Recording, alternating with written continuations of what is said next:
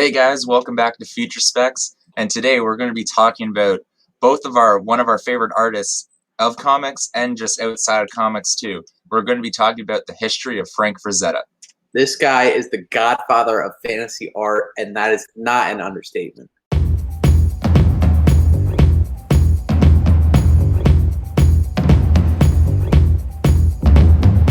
All right, guys. So like we said, we're going to be talking about Frank Frazetta today. That's him right there, the man, the myth, the legend.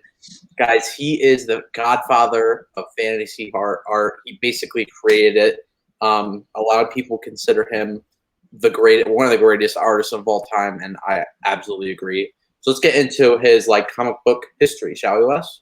Yeah, let's get right into it. So a little bit about him from before comics. He was born in Brooklyn in 1928. So a lot of his artwork was done in the golden age. So it's incredibly hard to get copies of now, but it's awesome artwork. And he was encouraged to get into art by his grandmother, who all the way from the age of 2 really started encouraging him to draw and paint. And he even went to the Brooklyn Academy of Fine Arts at the age of 8. Yeah, and at the beginning of his career in about 1944, he began working in Bernard Bailey's studio. So this is actually his first work right here. It was in Tally-Ho Comics. He inked an 8-page story. And then his next work was in 1946, 2 years later, in Treasure Comics #7. Yeah, and around this time, they didn't really give credit to artists and writers on the books. So it's hard to really track down these first known works of Frazetta, but these are kind of the two recognized ones. Yeah, exactly. And then in the 1950s, this is really where his career started to take off with his work on Famous Funnies, which George Lucas has said his covers really inspired him when he was writing and creating Star Wars and stuff, which that's really cool with just how far his influence goes. So he did lots of work for Famous Funnies, war stories for Heroic Comics, and some more like romance stories for personal love and movie love. Yeah, so right around late 40s, early 50s, he really started getting things cranking. Obviously, you see that Famous Funnies. Those are two fantastic covers. So then here we have the Buck Rogers covers. He just absolutely kills it on Famous Funnies, drawing Buck Rogers. I especially like that one on the right with the 215 with the octopus and yeah. Dude, just look how shredded Buck Rogers looks. Really great artwork here. Some of this is where he really started popping off. Yeah, the Buck Rogers run is really what started getting his name out there. Then in the 60s, he returned to comics in 1961. He got really popular after drawing a painting of Ringo Starr, which is up on the screen there. That was actually on the back of a Mad magazine. So he got super popular after that because everyone loved it. And then he was approached to do movie posters, which is one right there, How You Cats Will Laugh. He's doing movie posters now. He's doing all kinds of stuff. And this is really where he started to get into painting and started to branch off into that instead of pencil drawings. So obviously he's doing movie posters now. These are 3 of his most famous. We have After the Fox. We have The Fearless Vampire Killers, that dope Dracula cover. Oh, yeah. My personal favorite, The Gauntlet by Clint Eastwood.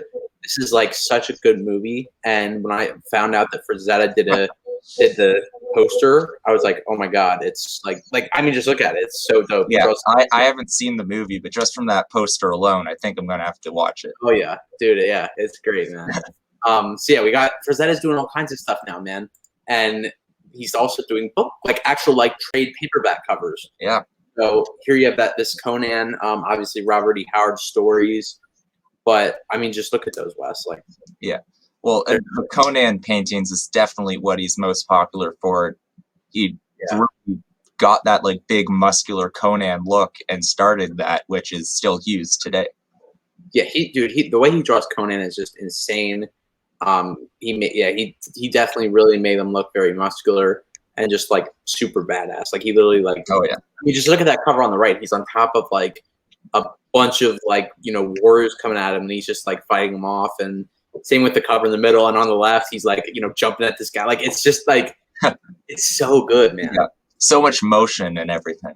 Yeah, exactly. So in the 70s, Frazetta was really into painting and he didn't really do much drawing at this point, which his oil paintings, he was doing a lot for these bigger magazine-sized comic books like Eerie and Creepy. And he actually did the cover for the first appearance of Vampirella, which is up there, and just so many awesome covers for like Eerie and Creepy. There's so many to choose from, so we just went with these two really awesome ones up here. Yeah, I mean, he was doing a lot, like Warren Publications. They were doing the magazine format so they can skip away from the comics code. Yeah. And he's just doing these fantastic painted covers, and he's just killing it. You know, doing these like monsters, werewolves, Vampirella, all kinds of stuff. All right, so now let's just get into some of his classic paintings. Wes, you picked these out. Oh yeah. Death Dealer 1 and 2 and Conan the Conqueror. What made you like just gravitate towards these? Well, I mean, the Death Dealer paintings, the whole series of all five of them are definitely some of his most popular, but just Definitely. something about on the first one, him on the horse with the axe and everything. And I actually have a statue of Death Dealer 2 that I got from my dad. So, I mean, I've always seen that painting and known about it, and it's just incredible. Yeah.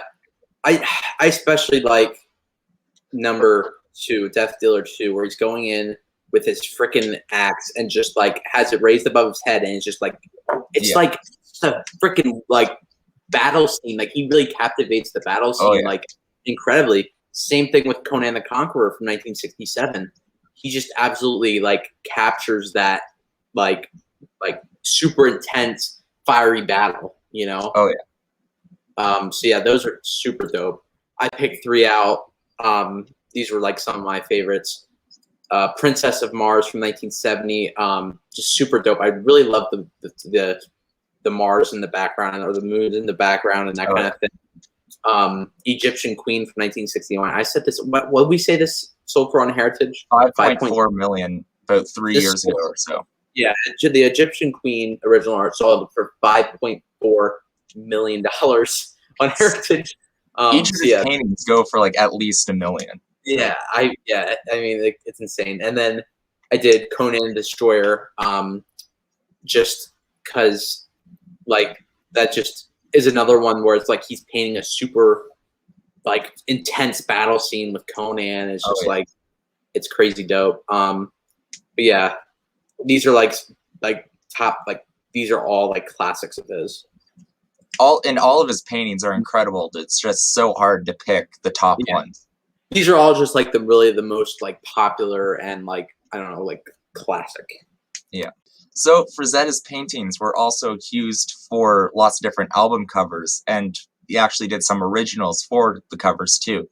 Like the first 3 Molly Hatchet albums, his Death Dealer 1 was used, and Conan. And with Nazareth, I believe that was an original painting he did for that album cover. And Wolf Mother used a painting of his, and Yngwie Malmsteen's Rising Forces used Death Dealer 5, which is another incredible one from the Death Dealer series. Death Dealer 5. Again, this is probably my 3rd time saying it, but the way he captivates the intense battle scenes, it's just crazy. Yeah. Like, you know, a lot of these modern artists, what they're doing is that like, and I'm not hating on anything, but what they do is they just draw a character, just like draw them like, you know, like in a pose, just standing there kind of thing. In a pose. But Frank Frazetta really captivated this intense battle, and it's just breathtaking. I really like that Nazareth cover. Shout out to Nazareth, man. They're a really underrated band. Especially the Hair to the Dog album. That's like super dope album. But yeah, anyway, then Wes, he goes into animation. Tell us a little bit about this. Yeah, so he started getting people wanting him to do animation on animated movies, but he wasn't given much credit on these except for Fire and Ice, which was kind of the big one that he was known for. And he drew the animation for the movie and also painted the poster there. And this movie was also written by Jerry Conway and Roy Thomas, who have worked on the Conan comics, and this is a very Conan-esque movie with barbarian fantasy kind of story. Right. So I mean, yeah, he's like, again, he's doing everything. He's doing all Oh kinds yeah. of stuff. He's doing animation. Like, it's just crazy, man.